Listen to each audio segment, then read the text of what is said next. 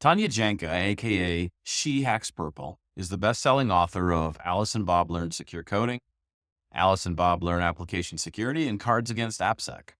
Over her 28-year IT career, she's won countless awards, including the OWASP Lifetime Distinguished Member and Hacker of the Year. She has spoken all over the planet and is a prolific blogger. Tanya has trained thousands of software developers and IT security pros via her online academies, We Hack Purple and SEMGREP Academy, and her live training programs. Having performed counterterrorism-led security for the 52nd Canadian general election, developed or secured countless applications, Tanya is widely considered an international authority on the security of software. Tanya currently leads education and community for SEMGREP. Tanya joins us to discuss the developer perspective on a secure SDLC. We explore and deep dive on various areas of the SDLC and agnostic fundamentals to secure coding. Today's episode is brought to you by Security Journey. Our education platform teaches valuable secure coding skills based on real-world vulnerabilities and threats, including OWASP Top 10. Learn more at securityjourney.com.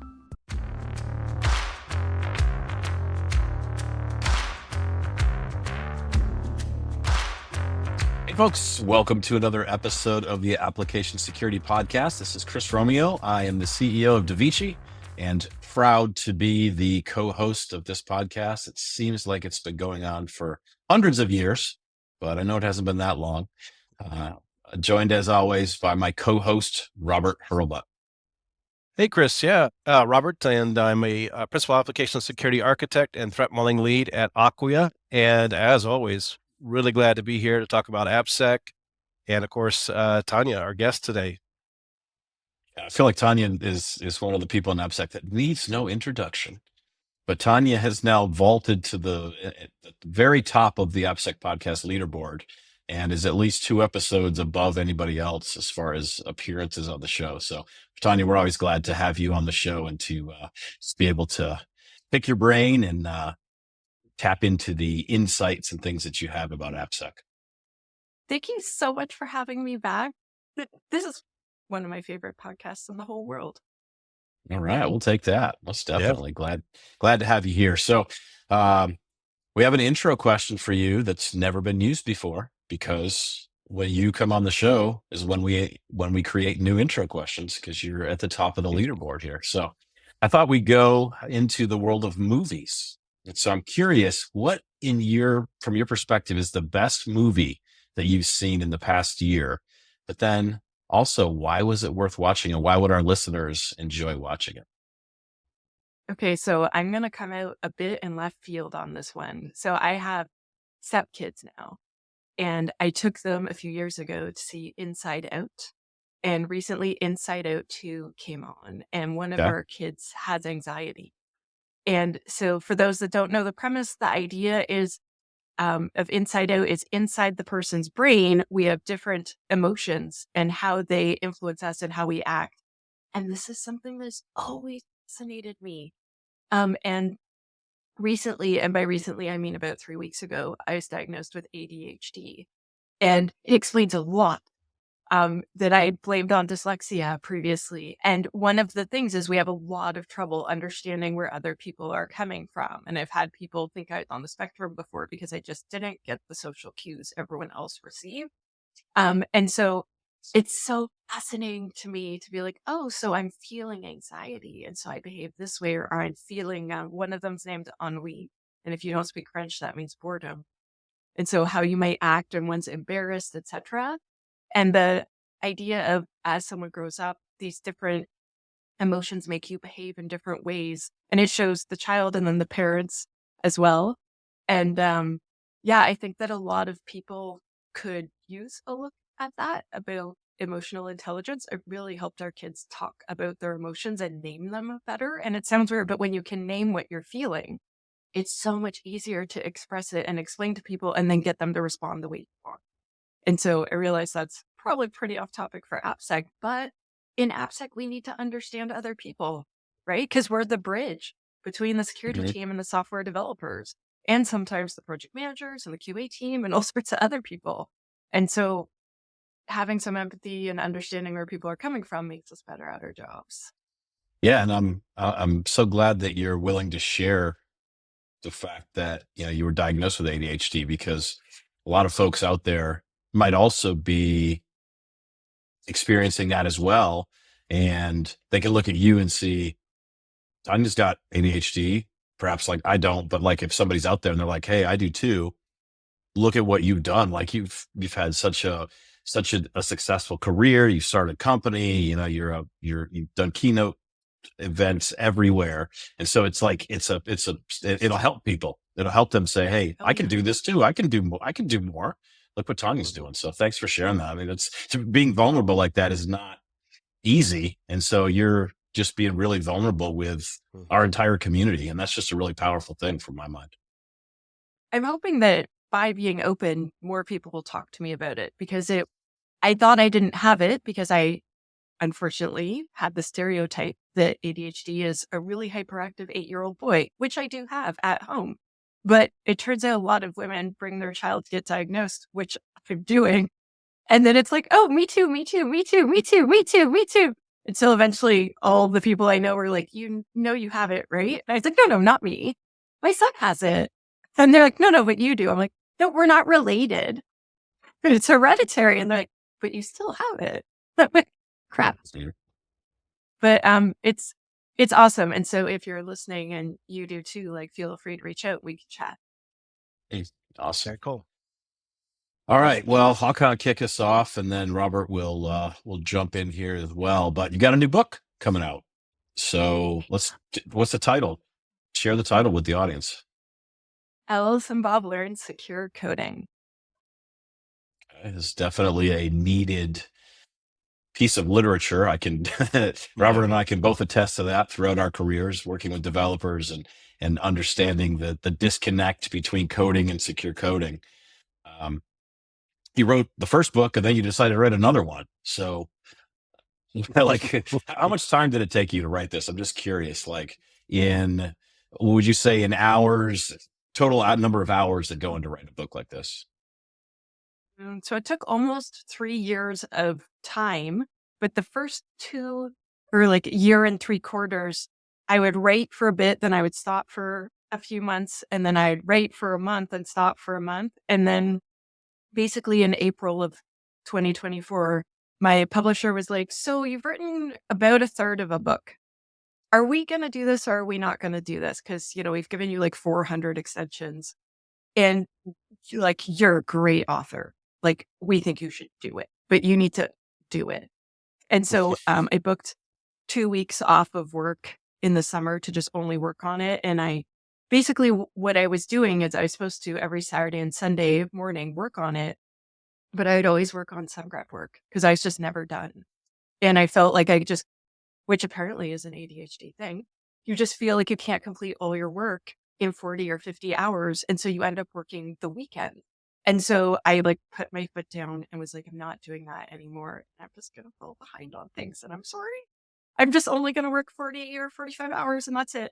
And so then every Saturday and every Sunday, maybe 3 hours or 4 hours, I wrote the other 2/3 of the book. And the book's 415 pages. And so I guess I wrote around 300 pages from April to the end of November is when I finished completely writing and editing the entire thing. And then we just did copy edits and layout and stuff like that in December. And I finished it all right before Christmas, which was perfect. So I didn't have to spend that time doing it. So a lot of hours, a lot. And I did a lot of research too for this because a lot of things were just not right. If you go and you search, so I uncovered a lot of languages. I uncovered a lot of plagiarism and blogs, unfortunately, which I commented on social media. My friend Tal Liren is the most pirated blog author I know. Really? People they over and over again. I would see blogs and I was like, oh, this is cool. And then I would find the same blog because I would go through 20 pages of search results to make sure. And I would evaluate because sometimes people would be like, you should do this, but I would want many authors to agree and many different research papers to agree before I'm willing to put something in the book. Because sometimes people are like, you should do this. And then I'm like, read? And then it would be wrong. And then when I would go through, I'd get to the third page and it turned out Tal published that like 3 years ago or 2 years ago or 4 years ago. People would just copy him. And so I sent them to him, and I also complimented him a lot. I'm like, you do great research, dude. He's written books too. Yeah. If you want to Yeah, learn he's a Node.js. previous guest of the podcast as well. Right. So that's a good reminder. Oh. We got to go track him down again and see what he's been up to the last Knowledgeable. couple of years. But yeah, he's written some stuff on JavaScript, if I remember, Node. He's written a lot on that.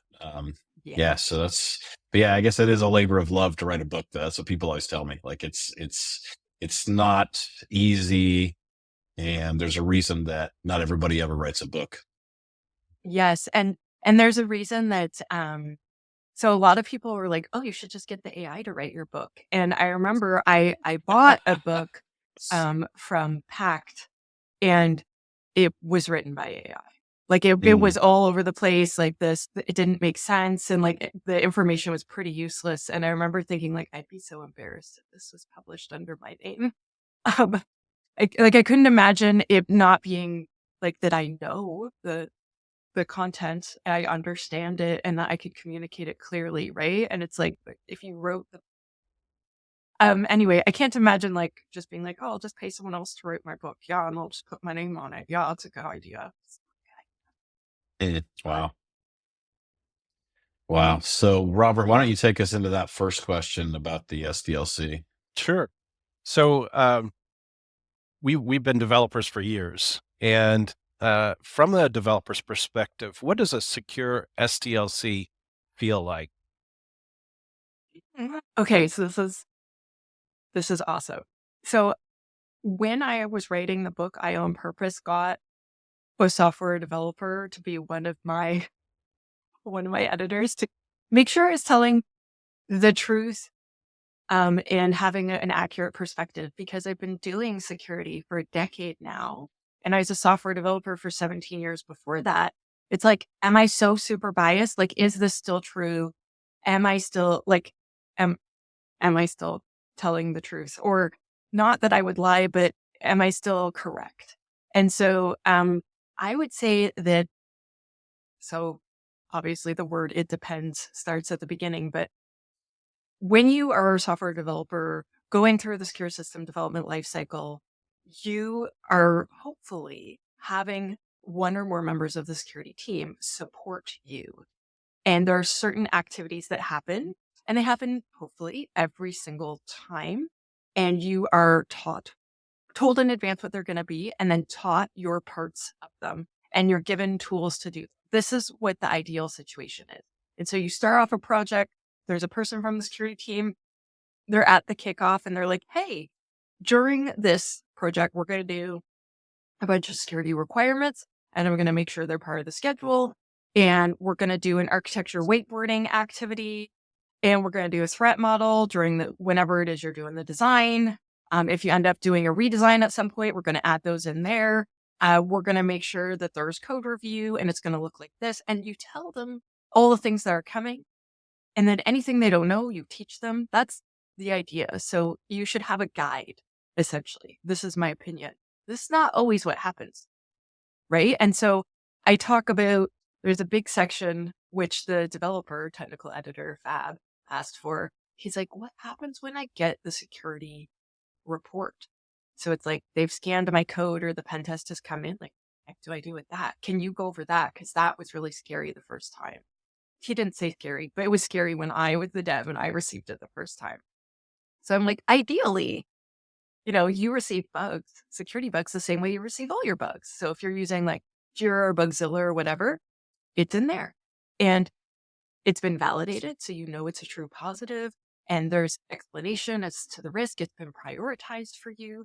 There's information about how to fix it. Maybe there's even a little lesson if we're in Magic Land in Tanya's dream. And there's someone that you can ask if you're lost, right? Like, that would be ideal. Those things would all be great. But it could also be the pen tester comes and gives a formal presentation with slides, and you don't understand anything they said. It could be you get emailed a PDF, and again, and they don't even tell you about it. They don't even ask when it will be due. And then a month later, you get benched at as to why it's not done. It could be you received this weird automated email that went to spam, that's from some security tool. And to try to get to it, you have to like remote desktop into something and then remote desktop somewhere else. And then you have to MFA, but you don't have the challenge. And then once you get in, then you have to log in and then you see every single scan that has ever happened for your whole organization. And there's like 25,000 things in there. And you're like, oh my gosh, where's my stuff?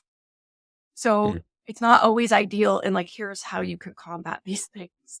And also like a tip that I give at the end, like, tell the security team, this is how we usually receive our bugs.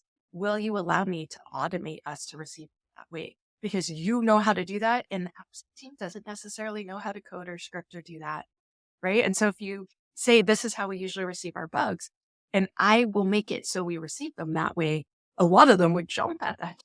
Oh, you'll automate it for me? Sounds fantastic. Yeah, and But they're not, you brought up right at the beginning there, you brought up a pretty interesting thing that I want to double click on here. This idea, and I hadn't really thought of this until this moment, the fact that those of us that have been in security for a long time, we may have drifted away from the true developer perspective or the true developer understanding. We may be operating in a world where we're just making assumptions. And we've just stacked those assumptions on top of each other to the point where developers, we're not easy to work with, and we're frustrated because why aren't the developers just doing the things that we've described, the things that we've called out that they should do, and we're too far away from them. So that it just makes me think of this thing that I discussed a few years ago, this idea of developer empathy. But perhaps we need AppSec teams should be actively looking for ways to get back into the shoes of developers and reconnect and make sure we haven't drifted. Cause I've got this fear that we may have drifted. Actually, I'm willing to say we have drifted. Yeah. I'm just going to talk about a community and our entire meaning, the entire AppSec community. We've drifted away from where we started, and there may be work to do to clean that up. It kind of first came to me, to be honest, when I interviewed the OWASP ASVS team for a podcast I had, and they were talking about by developers for developers, that's ASVS. And I was like, no, it's by amazing security professionals who have so much expertise.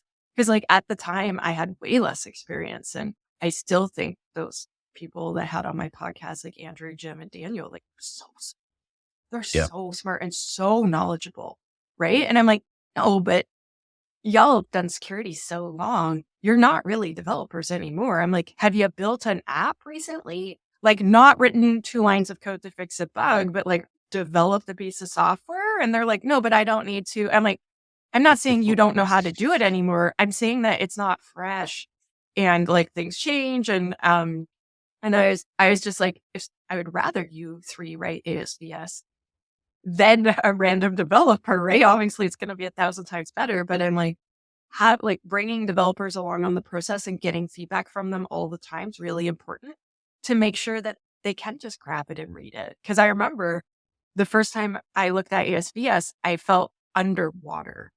And like the first time I went to an OWASP conference, I didn't understand any of the talks I went to. And I felt stupid. I was like, I've been developing software forever.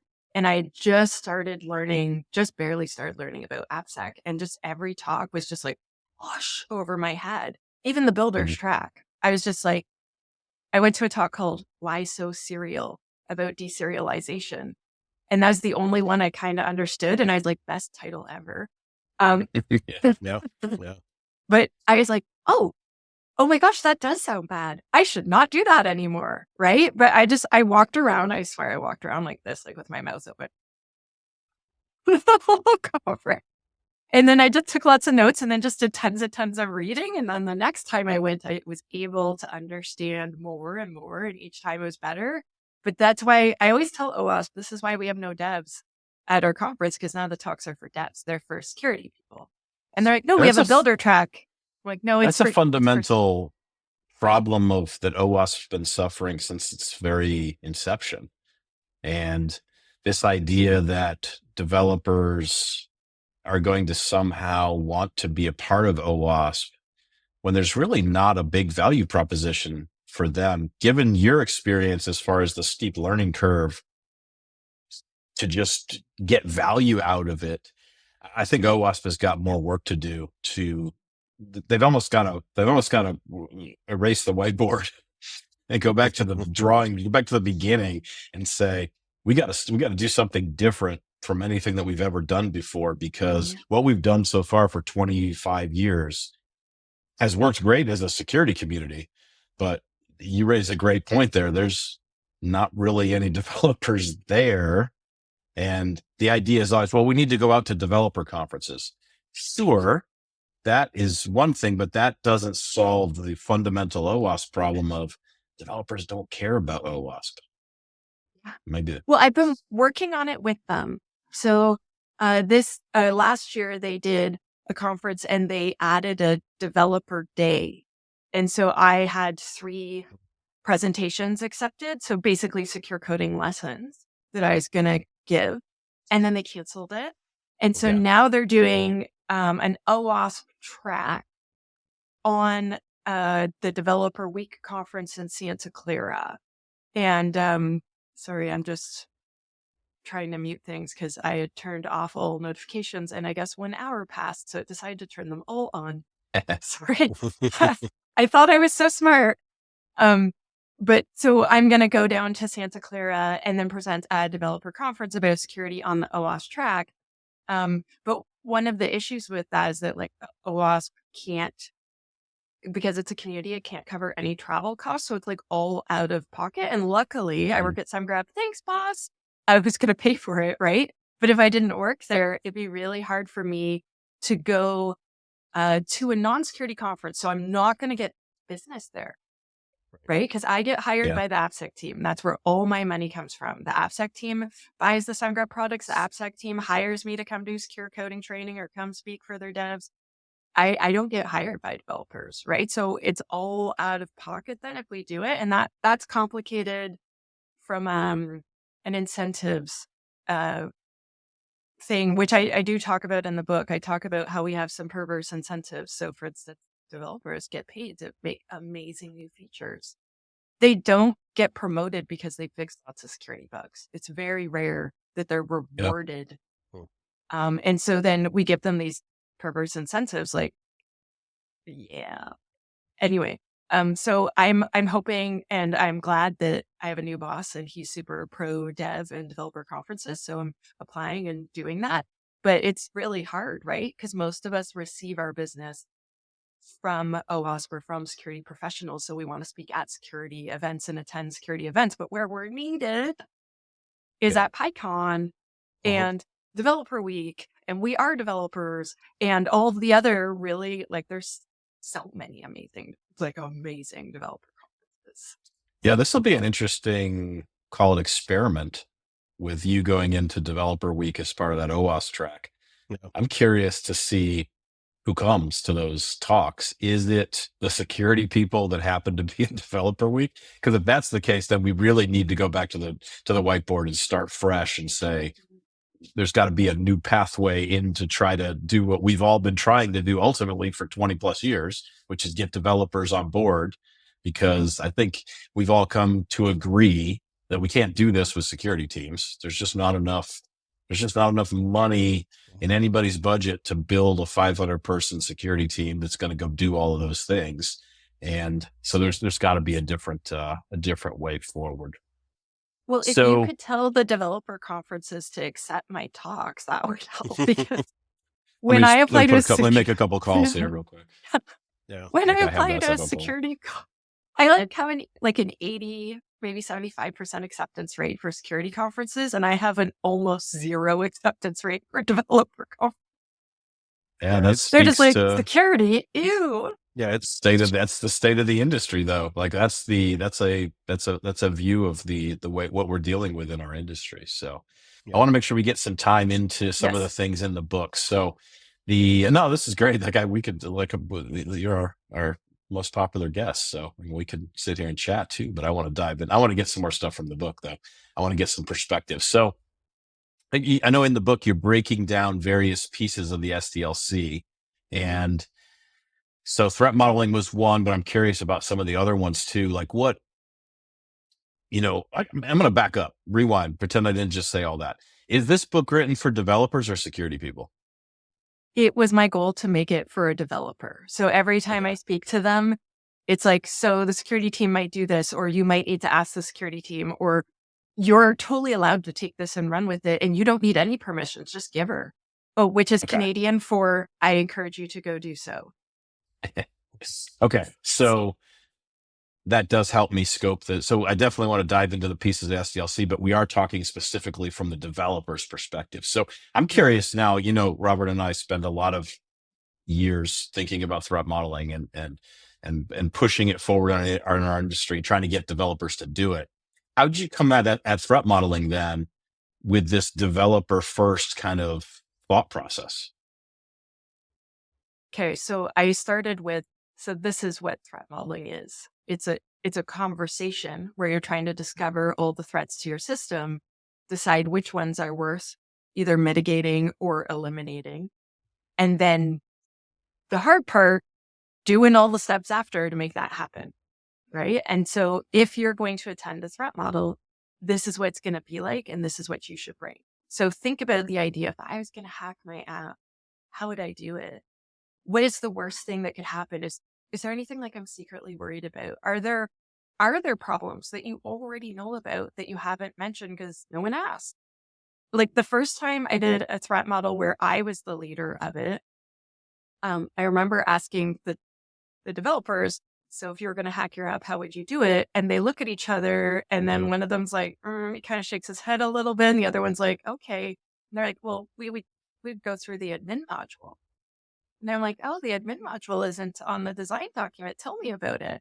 And like the CISO's head looked like it was about to explode. And I had told him in advance. So like there might be scary things that come up. Try to remain calm.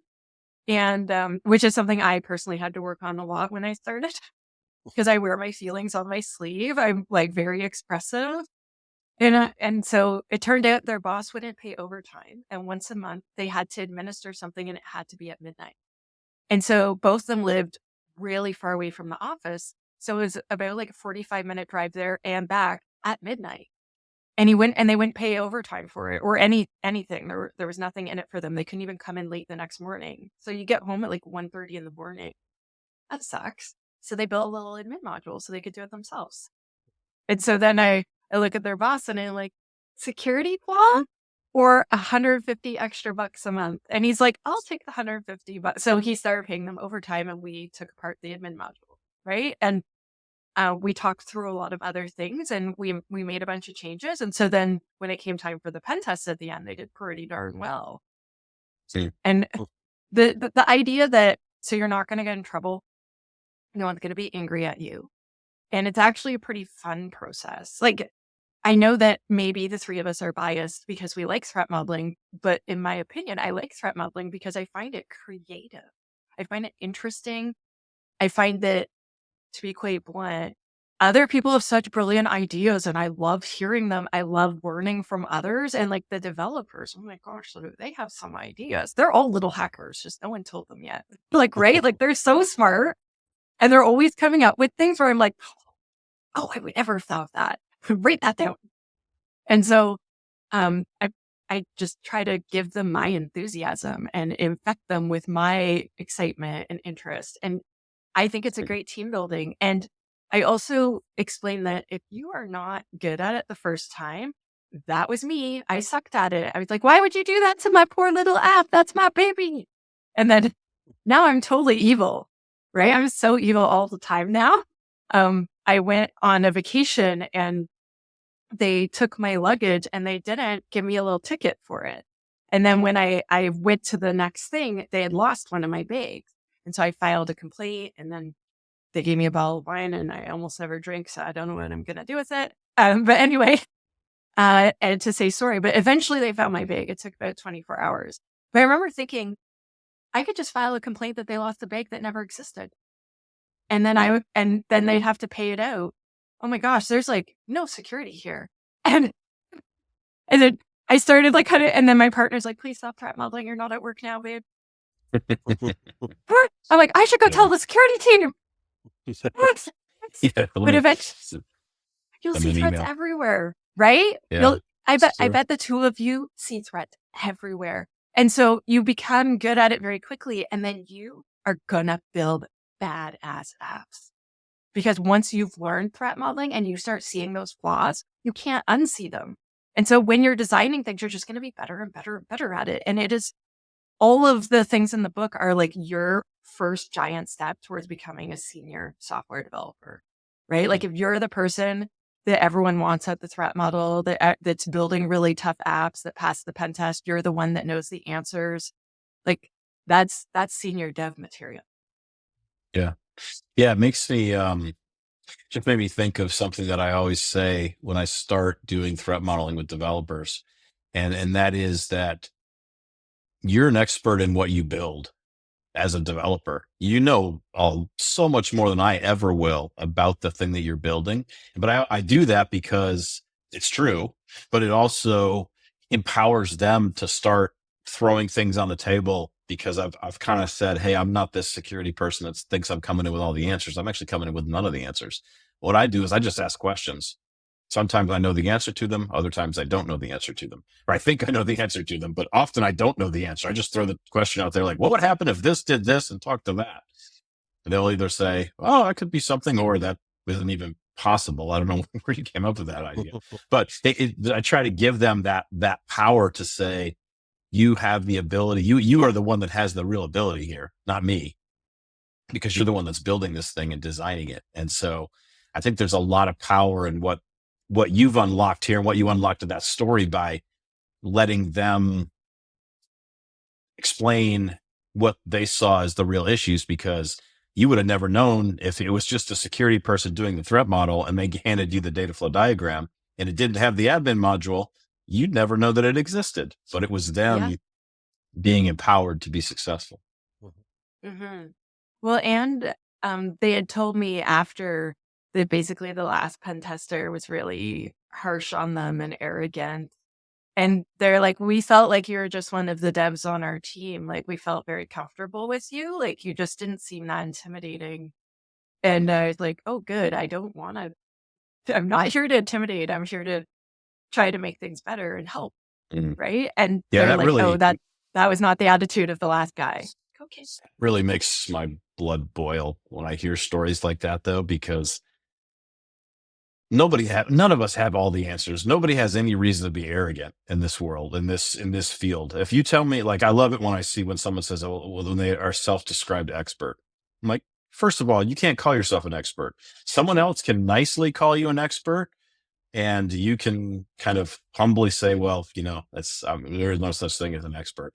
But when you hear stories about somebody coming in that's just arrogant about it, it makes it so much difficult for the next security people that come in and are trying to help these folks do something, but they're like, this is probably just somebody who's like that last person who was just a jerk and was not really there for our best interest. And it's just, I don't know. We don't have to do that. Like, you can be humble in what you do. I mean, I've been doing this for almost 28 years. I've been in cybersecurity, and I often, every day I learn something new, or I'll be on a call and somebody will say something. I'll be like, wow, that's really cool. I never thought of that. I never even thought that was a thing. And so I embrace it. I love it. Like this is a field where you're constantly learning. And if you're not constantly learning, then you're in trouble. But none of us have this all figured out. Nobody has it all figured out anywhere. So people out there, don't act arrogant. If you're a security person and you're representing the rest of us as well and making it more challenging. I feel like it's less fun too. I feel like when you make things adversarial, everyone has less fun. And I know work isn't supposed to be solely about fun, but it doesn't mean we can't have a great time doing it, right? Yeah. True. Yeah. I mean, the tension that pen tester must have created in that room, that's just an uncomfortable situation for everybody. Like, who wants to live their life being uncomfortable like that? Like you said, there was no reason for it. It was just somebody being arrogant and thinking they had all the answers. Like, work should be fun. Like, if work's not fun, especially in what we do, like, there's not a lot of us, and if you're not having fun, go somewhere else and have fun. Like go somewhere else where they'll let you have fun. Cause life's too short to sit around and be uptight and angry all the time and stressed out and everything else. So, what about other areas? Let's explore one more area in the SDLC, and then folks will have to buy the book and read it to get out to see all the other ones. But I'm curious, like, what would be another area you would go to outside of threat modeling? To be honest, like one that I feel that people aren't really talking about enough is maintenance. So once you release your app, there's still work to do. You still have to care for your baby. If anything, like I find it very strange that a lot of companies, they're like, yeah, we did a bunch of scans, we released it, we're good now. And I'm like, well, no, until the day you decommission it, there's still work to do. And so I talk about the idea of monitoring observability, logging, what to log, what not to log, alerting, the idea of blocking or shielding your app, like when you might want to do that, when it might not be necessary, the idea of continuous testing. So you can connect like a static analysis tool or software composition analysis or like a secret scanner right to your code repository and just have it scan every Sunday, right? And then if you have time Monday, go look at the results. And if you don't, you look at them next Monday, right? Like worst case, you can set up all these automated things. So just keep kind of checking and making sure, because software does not age like wine. It does not get better. It ages like cheese in the sun. It is not good. And I love cheese and I love the sun, but they don't belong together. And so, it's just an area like a lot of people don't like. You've tapped into something here that now I'm kind of going back through my mind. Excuse me, thinking of talks I've seen or conversations or processes I've seen, and people just don't. Maintenance tends to be not something that's part of the SDLC. It tends to be something that falls off and happens after. Yeah, I talk a lot about incidents. So what their role is when there's a security incident, like what the idea is of need to know how that works, why they should not be talking about it. The likelihood of them being called to participate in an incident is low, but if they do, here's what we're going to need from you. This is why security incidents are so important. And like they need you because you're the expert, because you are the person that literally built this app and cares for it. And you know more about it than anyone else on the planet. And so if they ask for your help, like first of all, they really need it. And second of all, like this is your chance to shine. And I talk about business continuity and disaster recovery planning, because that is another thing that I see a lot of companies not do well. And I remember when I was a dev, so my second last dev job, we had the boss of IT left and we didn't have a new boss. So one of the managers was acting as the CIO, the chief information officer, for a while. And we were going to do business continuity planning and disaster recovery. And I was like, okay, I want to do this. I want to do that. And he's like, that's going to take time and money. We don't have time for that. I'm like, yeah, we do. And he's like, here's my plan. And he wrote, panic accordingly, then resign. And he's like, yeah, I'm just going to resign. And I like, so that's what you're going to write. He's like, yeah. I'm like, cool, you're fired. He's like, you can't fire me. I'm your boss. I'm like, if I was your boss, I would fire you on the spot if you submitted that, because you've decided to let down our company. That is not acceptable. And he's like, why do you always have to be the adult in the room? I wasn't even in security then, right? I was just a dev. But I'm like, Mark, these are my babies, my 72 babies, my apps, because I was in charge of all the devs, or most. And I've been like the senior dev forever, right? And at that place, and I was like, no, we have to take care of them. I want this, I want that. And so we started again, and then we built a real one, right? But you'd be surprised how many places don't have anything. And so did you notice during COVID, some companies, they didn't skip a beat, and other ones like fell apart. They like stopped working for several months, they whatever. And then other ones, they're just like, yeah, I got this, no problem. And it's because they had a business continuity plan. It's because they had disaster recovery planning. It's because they prepared for the worst. And so then they just did their plan and it worked. And especially if you practice that plan, like practice it, not just doing backups, but practicing a rollback to make sure it actually works. Yeah. It's unfortunately rare, but I hope it won't be. And so I talk about, if you're a developer, you can do that. You can say, what's our disaster recovery plan? What's our business continuity plan? Because I need my apps. And just to be clear, not every app needs to be part of the immediate up plan, right? Like, there's mission critical apps. You should know which ones those are. There should be a list. And those are the things that come up first. Probably your email, probably your website. When I worked in the Canadian government, the number one thing was putting the website up. And I know that sounds silly compared to providing services for Canadians, but it was so important because then Canadians would become afraid. Some of them would become quite afraid and panic if the government's website went down. So it was number one to get it back up immediately. And so those should have extra special planning. And then it's like layers of how we boot up this, boot up that first, and these can wait, etc. And like knowing all of that can really save you. I remember having some outages and having things happen, and not all of us got back up gracefully. So there was another topic in the book that caught my eye. So I'm wondering if you can just share one of these as a teaser. I don't want people to have to go look at the book, but agnostic fundamentals of creating secure code that applies to any language or framework. And so maybe just share one of those, and then people can go read the book to discover all the rest of them that go into it. So I've mentioned this one on the show before, but is the number one that I want people to do that a developer is totally in charge of. And this is input validation. So quite often I hear everyone say, yeah, you got to sanitize your inputs. I'm like, no, what you want to do is validate that you are receiving what you're expecting to receive. And so let's say it's a date. It better be a date.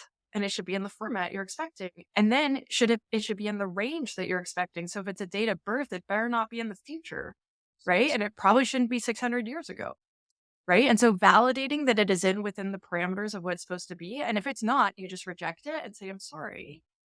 This is what we're expecting. Bad input, right? And then, and we're doing that against an allow list. So an approved list of characters or numbers or format or whatever of yes, not a block list of no. And so once you do that, then you decide if you're going to sanitize or escape. So if you have to accept some special characters that are potentially dangerous, that's cool. You accept them.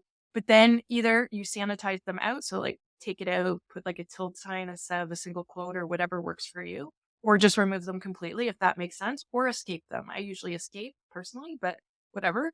That's your choice. If we could get that right, because sanitizing is hard and not everyone does a great job of that. If we all validated first and threw away everything that did not measure up and then did the escaping and sanitizing, our lives would be so much better. And if we all learned to use an approved or an allow list rather than a block list, again, life way better. I was taking this training with Jason Haddix on AI, which was like very, very interesting and informative. And he was talking about pen testing because he is a red teamer who I am very glad is not a bad person. Because if you don't, be in trouble. But he talked about, like he's like, oh yeah, it's the best when they have a block list because then I just scoot around it and everything's good. He's like, oh, when they have an allow list, it's the worst. I'm like, yes, that's what I want to hear. I was like, yeah, that's right. That's right. I couldn't say it better myself, Jason. You say it again. Put it on a t-shirt. Yep. That's good stuff. Well, that's and there's a lot more, right? There's a lot more tips in the book and whatnot about applying secure coding in a way that works kind of universally with everything else. So with that, I think, Robert, take us to our one question lightning round because Tanya's special and we have to make new lightning rounds. And Tanya shows up because we've already asked all of the other questions in previous episodes. So, all right. So the one question today is, please highlight, or could you highlight, 3 people that our listeners probably have not heard of? Mm-hmm. Okay.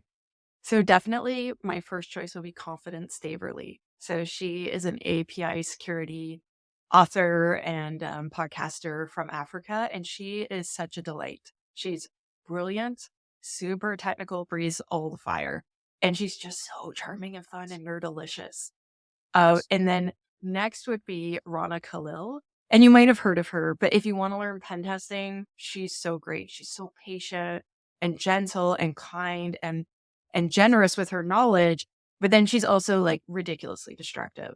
And again, I'm glad she's on our team because that would be scary if not. And then the last one I want to mention, so you already had Milan on, so I'm not going to mention her. She's awesome. But a lot of people in North America haven't heard of Laura Bell-Mead.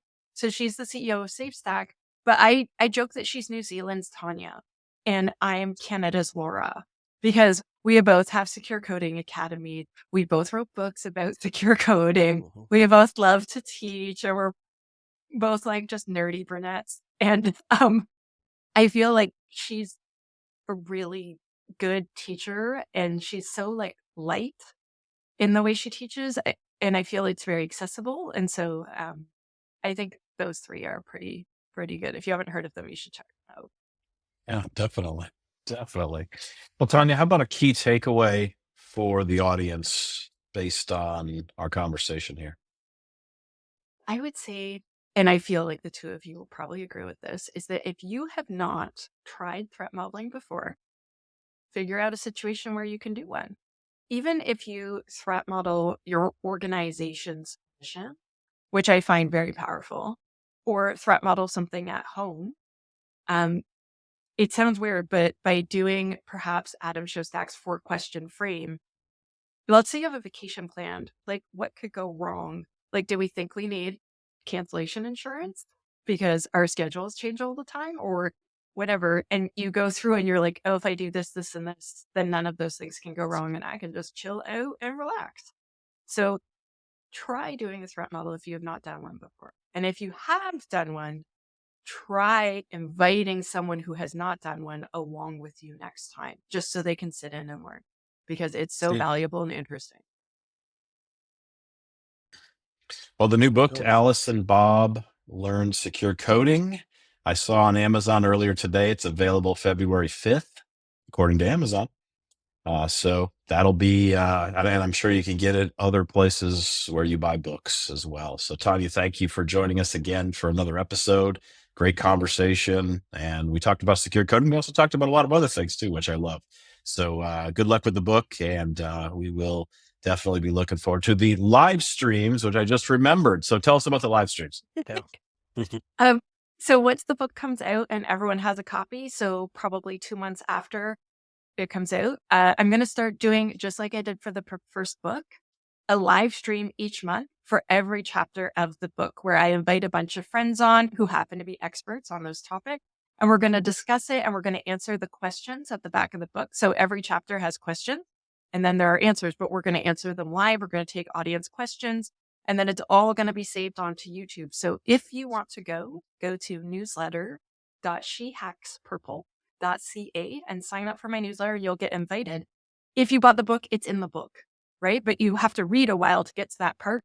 And so to make sure you don't miss any, just join the newsletter. It's free. And I'll just tell you when they are and invite you. And Chris and Robert, I hope to have you as guests on one of them because you two are both so great and knowledgeable. And so, I hope to see all of you there. Yep. I know we would be honored to join for one of those sessions. So thanks, Tanya. Definitely. My pleasure.